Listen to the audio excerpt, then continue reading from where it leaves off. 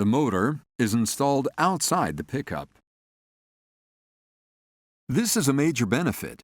If we should need to work on the motor, since it is not on the inside, as with many companies where you have to dismantle all the pickups to be able to work on it, we'll only have to remove a cover plate with 8 screws.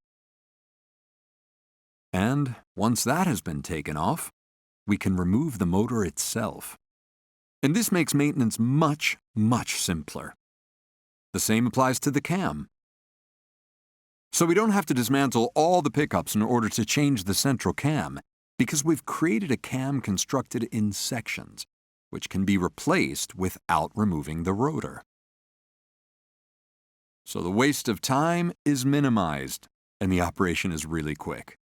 When we have to change a whole wall, unlike with other companies which produce it as a single casting, which is very expensive, we can change just a small laser-cut section, which is much cheaper, much lighter to ship, and easier to change, so you don't need very special skills to do it.